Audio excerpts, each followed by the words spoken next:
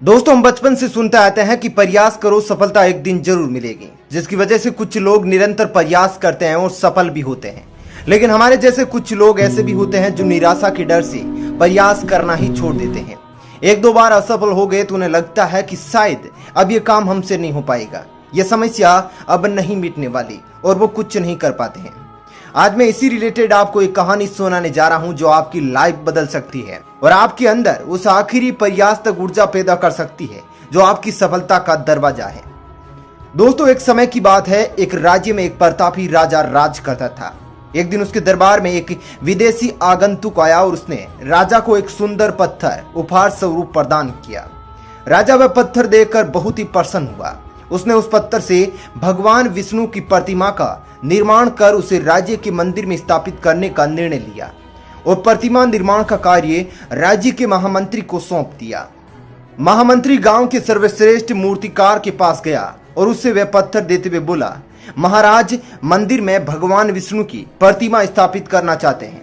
7 दिवस के भीतर इस पत्थर से भगवान विष्णु की प्रतिमा को तैयार कर राजमहल पहुंचा देना। इसके लिए तुम्हें 50 स्वर्ण मुद्राएं दी जाएगी। 50 स्वर्ण मुद्राओं की बात सुनकर मूर्तिकार खुश हो गया और महामंत्री के जाने के उपरांत प्रतिमा का निर्माण कार्य प्रारंभ करने के उद्देश्य से अपने औजार निकाल लिए। अपने औजारों में से उसने एक हथौड़ा लिया और पत्थर तोड़ने के लिए उस हथौड़े से वार करने लगा, किंतु पत्थर जस का तस रहा। मूर्तिकार ने हथौड़े की कई वार पत्थर पर किए, किंतु पत्थर नहीं टूटा।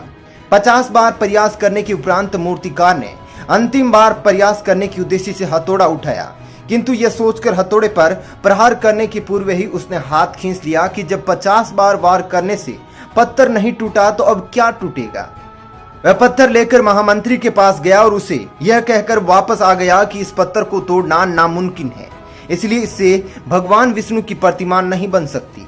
महामंत्री को राजा का आदेश हर स्थिति में पूर्ण करना था, इसलिए उसने भगवान विष्णु की प्रतिमा निर्मित करने का कार्य गांव के एक साधारण से मूर्तिकार को सौंप दिया। पत्थर लेकर मूर्तिकार ने महामंत्री के सामने ही उस हथौड़े से प्रहार किया और वह पत्थर एक ही बार में टूट गया।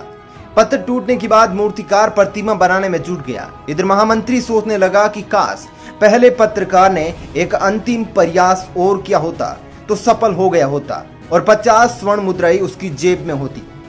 दोस्तों, हम भी अपने जीवन में ऐसी ही परिस्थितियों से दो चार होते रहते हैं।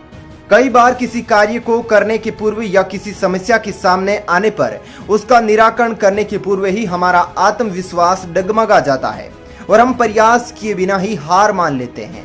कई बार हम 2-4 प्रयास तो करते हैं, लेकिन असफलता मिलने पर आगे प्रयास करना छोड़ देते हैं, जबकि हो सकता है कि कुछ प्रयास और करने पर कार्य पूर्ण हो जाता या समस्या का समाधान हो जाता। यदि जीवन में सफलता प्राप्त करनी है तो बार बार असफल होने पर भी तब तक प्रयास नहीं छोड़ना चाहिए जब तक सफलता नहीं मिल जाती।